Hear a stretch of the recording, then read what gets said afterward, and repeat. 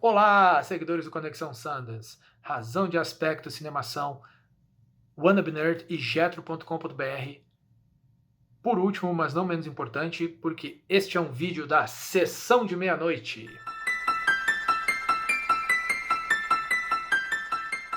Speak No Evil é um dos principais filmes da Sessão de Meia-Noite, um dos filmes com maior expectativa. Estava inclusive na lista de prioridades que o Jetro me deu para fazer a crítica escrita, que depois vocês podem conferir lá no jetro.com.br, onde ele também vai publicar esse vídeo. E é um filme que eu acho que o Jetro vai colocar em algum momento nos filmes mais perturbadores do planeta.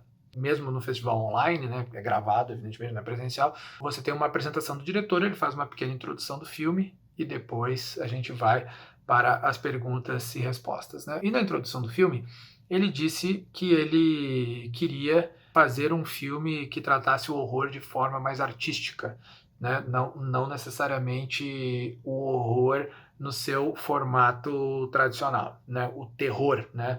No seu formato tradicional. E aí ele citou duas coisas que me pegaram na hora, né? Que ele disse assim: quando eu vejo vários filmes do Lars von Trier, meu diretor favorito, e do Michael Haneke, diretor alemão, que também só faz filmes. Funny Games, acho que é o filme mais famoso deles, né? Mas ele já ganhou Cannes 2 vezes, né? Ganhou Cannes com Cachê e com outros filmes.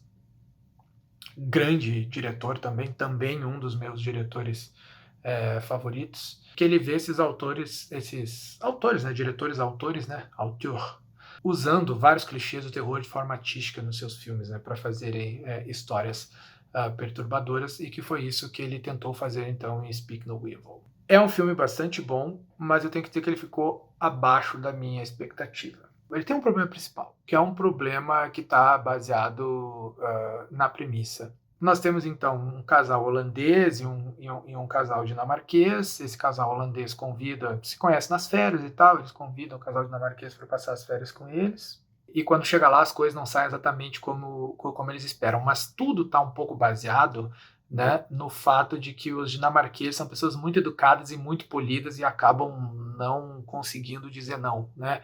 E isso leva, então, a consequências nefastas. Então, se você não compra, né, essa premissa de que os caras são educados, de que eles vão acabar aceitando determinadas coisas porque eles não sabem como dizer não e aquele é o modo de ser deles, o filme perde um pouco de potência. E para mim, como brasileiro, né, e para todos os brasileiros aqui que são abusados, né, toda aquela coisa, todo cheio de intimidade, que chega na casa do amigo já abrindo a geladeira e tal, a coisa soa um pouco estranha. Então a gente tem que se acostumar um pouco. Não necessariamente estraga o filme, não é isso, mas prejudica. E um segundo probleminha do filme também, para mim, que eu acho que pode ser um complicador, assim, os primeiros 70 minutos do filme, ele tem suspense e fica migrando entre o suspense psicológico e uma comédia ácida, suspense psicológico e uma comédia ácida. E ele vai fazendo uma escalada muito devagar. Não tenho nada contra o filme que seja slow burn, né? Eu realmente gosto, né, desse tipo de filme mais lento. Mas ele não estava, na verdade, me dando o payoff que eu esperava. Tipo, até determinado ponto, quer dizer, cadê o terror desse filme, né? Cadê o Michael Haneke daqui? Cadê o Lars von Trier, né? Nessa altura do campeonato, num filme desses diretores já teria acontecido muita coisa. Mas aí vem a entrada do terceiro ato. Vai escalando aqui devagarinho, vai escalando aqui, vai escalando aqui, vai escalando aqui. Pum, pum, aí vem a variante Ômicron e faz assim. É mais ou menos isso que acontece no filme para a última meia hora. Mas essa última meia hora é o que faz esse filme um filme muito perturbador e um filme que dá para tirar o sono das pessoas, não só pelo que ele mostra, pela escolha que ele faz, mas pela reflexão que ele provoca em termos de comportamento social, né?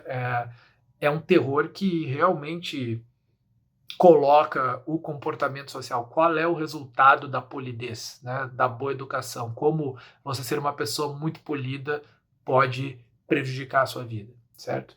E aí é que eu acho que aqui se desenha a linha também entre o que um filme europeu, nesse caso, né, que esse disputando que está na sessão de meia-noite, né, um filme europeu, e o Watcher, que é um filme americano. Porque o final do Watcher é um final de filme americano.